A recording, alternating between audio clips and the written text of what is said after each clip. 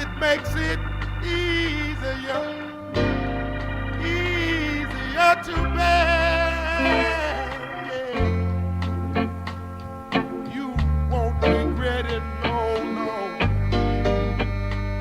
Young girls, they don't forget it. No. Okay, for many of Detroit's elite, Bloomfield was home. However, it was not until the late 50s and early 60s where Detroit's economic masterminds and corporate icons left Detroit's Grosse Pointe for the little blossoming town of our very own Bloomfield Hills. For example, all of the Detroit's automobile industry leaders had houses in Bloomfield Hills as opposed to Grosse Pointe. These leaders include Ford's John Dykstra, General Motors' John Gordon, Chrysler's Lynn Townsend, and finally American Motors' George Romney. All these people lived in Bloomfield Hills during the early 50s and 60s. An example of a specific industry that to this day flourishes in our very own Bloomfield Hills is the architectural industry. Many famous architects who have designed a countless number of buildings, such as airports, hospitals, etc., flock to Bloomfield to build intricate homes. For example, the famous Bloomfield Hills Wabic neighborhood, or at the time, the Wabic Mansion, was built by Albert Kahn. The famous Minoru Yamasaki also built many nice homes in Bloomfield Hills, proving that architecture was a big part in the economy.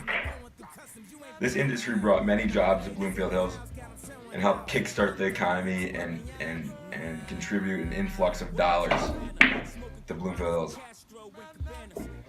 Another example of architecture and the building industry comes with Kirk in the Hills.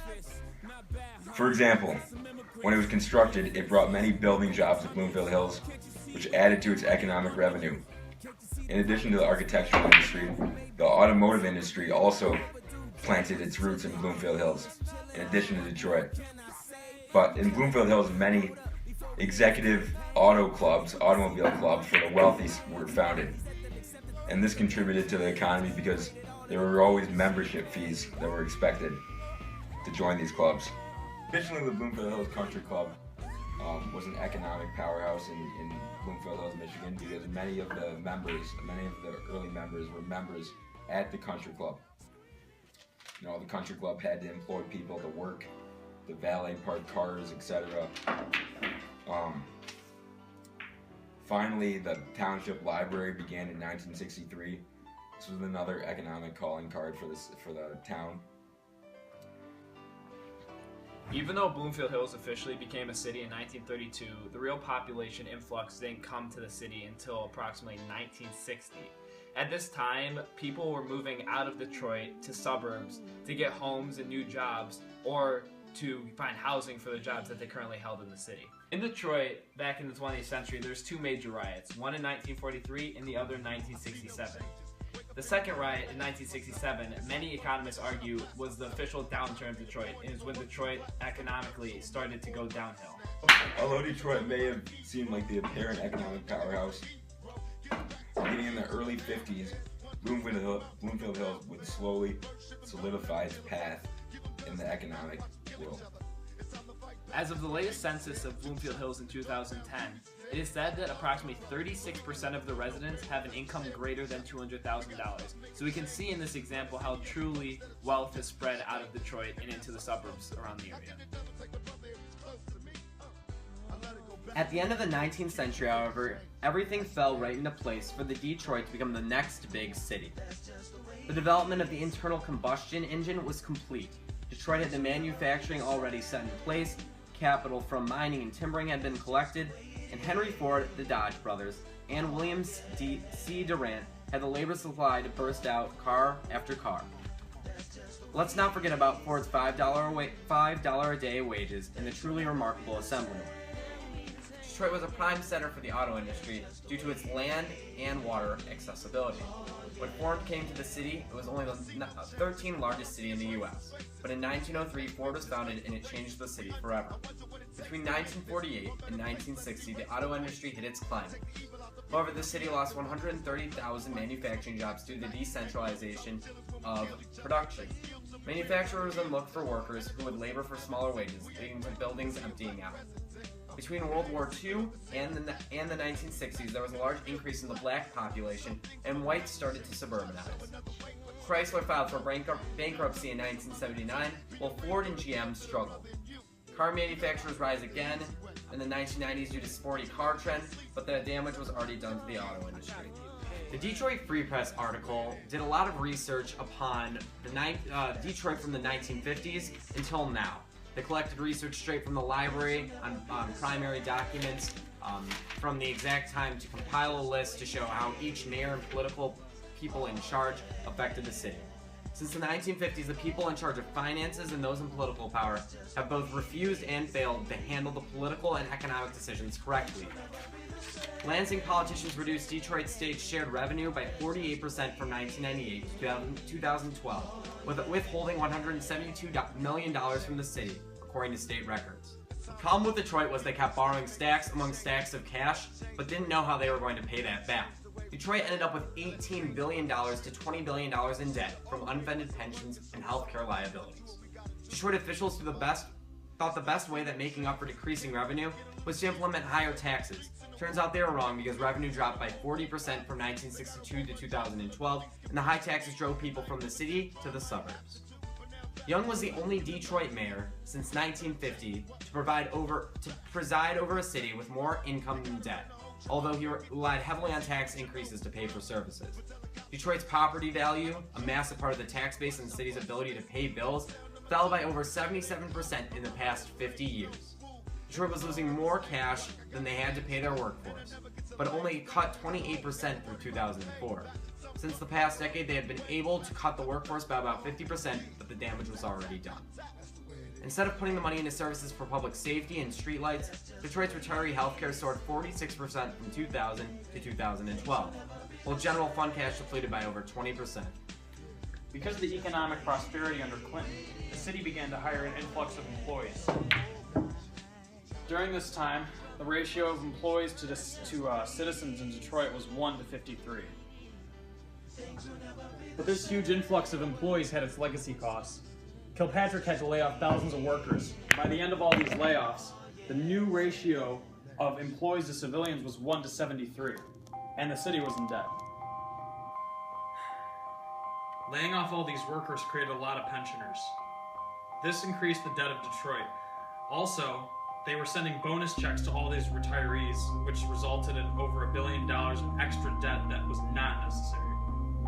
Beginning in 2000, Detroit attempted to close its budget holes and build more infrastructure, but it just ended up doubling the debt to $8 billion.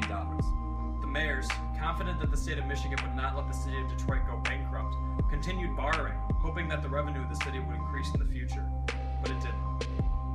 Kilpatrick had quite the influence on the Detroit economy. Possibly the biggest impact he had, though, was when he made a fancy high-flash deal with Wall Street, when he borrowed over $1.4 billion that restructure pension fund debt. The deal, which would cost the city $2.8 billion over the next 22 years. That debt is worth 1/5 of the actual debt of the city right now. Due to the suburban movement, abandoning of homes and the aging of houses stock were the prime reasons for the deep plummet in property values, an essential reason for Detroit's financial crisis.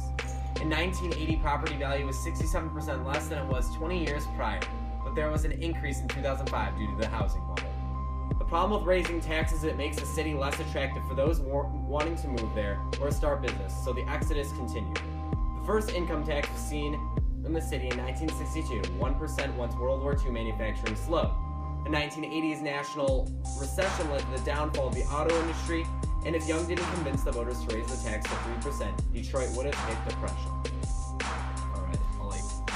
Young may have been Detroit's most conservative modern mayor, attacking fiscal problems by shrinking government and forging new relationships with corporate America to build Detroit new factories during his tenure. Young even reduced useless recreation infrastructure. When he left his position in office, the city went from 117 skating rinks to 4. He cut 6,000 workers from 1978 to 1984, and even cut 2,000 policemen and 500 firemen. Additionally, he got rid of planes and helicopters from the police because we simply could not afford them, and by utilizing taxes, he was able to stabilize the budget in '84. The biggest source of engineers and architects. From 2000 to 2010, Detroit lost a quarter of its population as the middle class and whites fled to the suburbs. That left the city with very low property values, abandoned neighborhoods, and empty buildings, bad schools, high crime rate, and low shrinking tax base. More than half of its parks have closed in the last 5 years, 40% of its streetlights don't work, and its population has fallen from a high of 1.85 million in 1950 to roughly 700,000. Metropolitan Detroit, although, hasn't shrunk, with the city's population falling by 62% from 1950 to 2012. Metropolitan Detroit grew by 42% in that same time period. The auto industry's upheaval affected the entire region. Detroit was more vulnerable and after decades of declining tax base, said Luke Thompson, director of the Center for Urban Studies at Wayne State University in the city. Almost all research shows that cities and suburbs are inextricably linked. But the problem still remains that Detroit is running out of money. The city spends more money than it receives. One of the most prominent pieces of evidence of this is that 1 million residents have left the city in 60 years. The solution? They need to borrow less, obviously. They need to lessen health care and retiree costs, and they need to save energy and focus on better services and growth. According to the article from Times Magazine, Detroit is $300 million short of the funds needed to provide the barest of municipal services. Detroit's unemployment rate is in fact 28.9% according to 2009 data. The reason for the Detroit collapse was in part due to the reliance on one major industry to feed the whole city's economy, that industry being the automotive industry. The other reasons included the intense racism and segregation that continued throughout decades in Detroit. This led to high tensions between races, and finally the blacks had it and violent crime skyrocketed, leading to a destruction and the fleeing of the white population. One of the largest problems in Detroit today is that 3 in 10 people that work in Detroit actually live in Detroit, and the other 70% are living outside the city limits. What that means is those people that are living outside the city limits are not paying the taxes for the city, and therefore Detroit isn't making any money from them. Just say. The goal is to restore all the perspectives that people want from a city. The public safety, playgrounds, police, and fire departments. Anything to make the population rise once again. So one of the big solutions to helping Detroit out today would be moving all those people that live outside the city back into the city. As Chad said, we need to restore the aspects of a city people want to increase population, such as safety, schools, and parks. I'm not giving up on Detroit just yet.